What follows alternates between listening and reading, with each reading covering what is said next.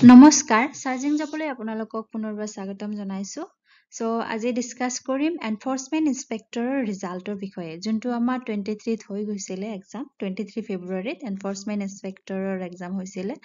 তাৰ ৰিজাল্টটো কেতিয়া দিব তাৰ ওপৰত অলপমান ডিসকাস কৰিম সো তাৰ আগতে মই ক'ব বিচাৰো যে মই মোৰ চেনেলত DME non technical Assam police এবিইউবি তাৰ পিছত আপোনাৰ যোনটো এপিএসসিৰ যা জুনিয়ৰ এডমিনিষ্ট্ৰেটিভ এসিস্টেন্ট মানে অল কম্পিটিটিভ এক্সামৰ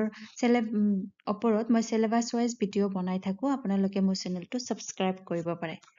সো বলক ভিডিওটো আৰম্ভ কৰো ৰিজাল্টটো আমাৰ কেতিয়া দিব মই ফাৰ্স্ট টাইমত আপোনালোকক ক'ব বিচাৰো যে আমাৰ যোনটো 2021 ত এক্সাম হৈছিলে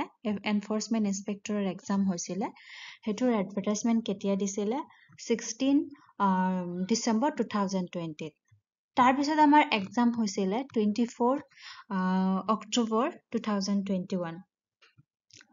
24 অক্টোবৰ 2021 ত আপোনালোকৰ এক্সাম আছিলে তাৰ পিছত আপোনালোকৰ ৰিজাল্ট হৈছিলে 13 ডিসেম্বৰ 2021 ত সো এইটো হিচাপত আপোনাৰ চাব গলে যে 13 ডিসেম্বৰ 2021 ত ৰিজাল্ট হলে মাজত এক্সামৰ কেইদিন পিছত ৰিজাল্ট দিছে তেতিয়া হলে 1 মান্থ 90 ডেজ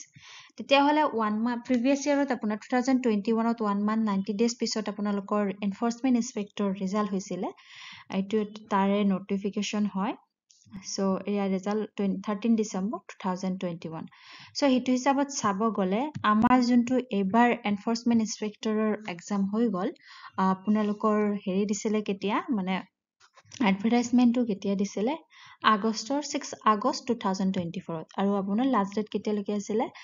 20 ছেপ্টেম্বৰ 20 ছেপ্টেম্বৰ 2024 আৰু আপোনাৰ এক্সামটো কেতিয়া হল এক্সামটো হল আপোনাৰ ফেব্ৰুৱাৰী মাহত ফেব্ৰুৱাৰী 23 2025 ত হল হেতু হিচাপত চাব গলে আপোনাৰ প্ৰিভিয়াস ইয়াৰ হিচাপত চাব গলে আপোনালোকৰ এটোৰ ৰিজাল্টটো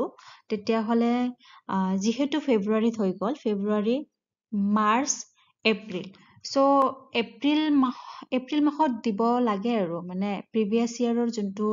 হেৰি চাই কেনে গম পালো আপোনালোকৰ ৰিজাল্ট এনফোৰ্সমেন্ট ইন্সপেক্টৰৰ ৰিজাল্ট মাৰ্চ মাহত দিব মাৰ্চ মাহত নহয় সৰি এপ্ৰিল মাহত আপোনালোকৰ ৰিজাল্টটো দিব এতিয়ালৈকে মানে নটিফিকেশন ওলোৱা নাই এপিএসসি কো আপডেট দিয়া নাই তথাপিও মই প্ৰিভিয়াস ইয়াৰৰ যোনটো মানে আপোনালোকৰ এক্সামৰ প্যাটাৰ্নটো চাই ৰিজাল্ট তাৰ পিছত হেতু হিচাপত মই জাস্ট আইডিয়া এটা দি আছো যে আপোনালোকৰ ৰিজাল্টটো এপ্ৰিল মাহত দি দিব সো এতিয়া চাও এপিএসসি কি কৰে এপিএসসি যেহেতু এতিয়ালৈকে হেৰি ওলোৱা নাই কো আপডেট ওলোৱা নাই তথাপিও আইডিয়া এটা সো এনেকুৱা ইনফৰমেটিভ ভিডিওৰ কাৰণে মোৰ চেনেলটো সাবস্ক্ৰাইব কৰিব পাৰে সো থ্যাংক ইউ